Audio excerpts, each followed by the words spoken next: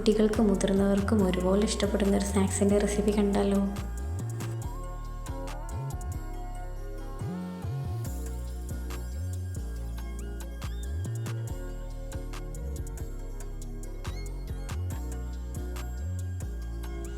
Pan ചൂടായതിന് ശേഷം 2 teaspoon butter ഇട്ട് നന്നായിട്ട് മെൽറ്റ് ചെയ്തെടുക്കുക.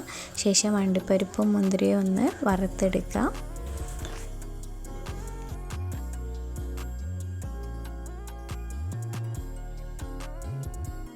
കട്ട് ചെയ്തെടുത്ത ബനാന ബട്ടറിലിട്ട് നന്നായിട്ടൊന്ന് വഴറ്റിയെടുക്കുക.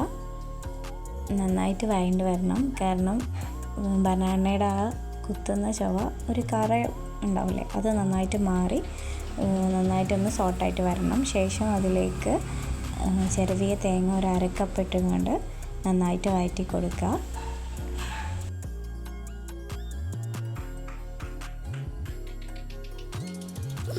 ഫ്രൈ ചെയ്ത് വെച്ച അണ്ടിപ്പരിപ്പും മുന്തിരി ഇട്ട് അതിലേക്ക് കുറച്ച് ഏലക്കാപ്പൊടി കൂടി ചേർത്ത് ആവശ്യത്തിന് പഞ്ചസാരയും ചേർത്ത് നന്നായിട്ട് വഴറ്റി കൊടുക്കുക.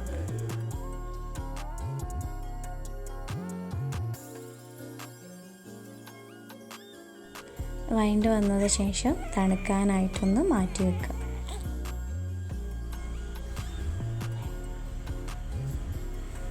രണ്ട് ബനാന, 2 കോഴിമുട്ട, കുറച്ച് ആവശ്യത്തിന് പഞ്ചസാര, ഒരു നുള്ള ഉപ്പ്, ഏലക്കാപ്പൊടി, 2-3 ടേബിൾ സ്പൂൺ പാല്, 2 ടേബിൾ സ്പൂൺ മൈദ ഇതെല്ലാം ചേർത്തിട്ടൊന്ന് മിക്സിയിൽ ബ്ലെൻഡ് ചെയ്തെടുക്കുക.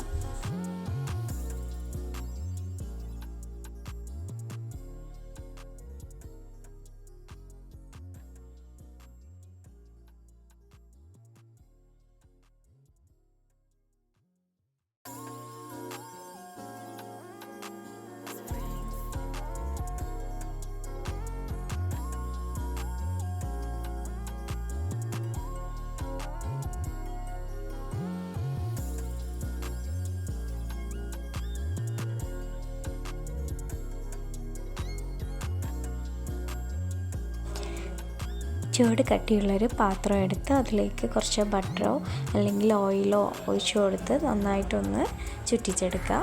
നന്നായിട്ട് പാനോ അല്ലെങ്കിൽ നിങ്ങളെടുത്ത കട്ടിയുള്ള പാത്രം അത് ചൂടായതിന് ശേഷം നമ്മൾ നേരത്തെ ബ്ലെൻഡ് ചെയ്ത് വെച്ചിട്ടുള്ള ബനാന മിക്സ്ചർ പകുതി എമൗണ്ട് പാനിലേക്ക് ഒഴിച്ചു കൊടുക്കുക.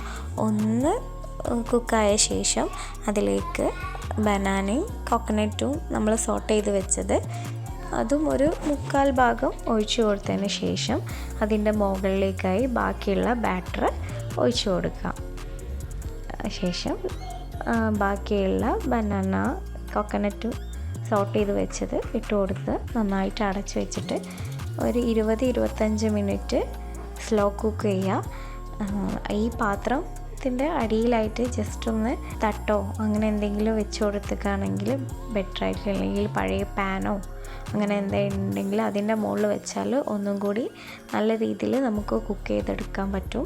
ഞാൻ ഇതിൻ്റെ അടിയിൽ പഴയൊരു അലുമിനിയത്തിൻ്റെ ഒരു മൂടിയാണ് വെച്ചിട്ടുള്ളത്.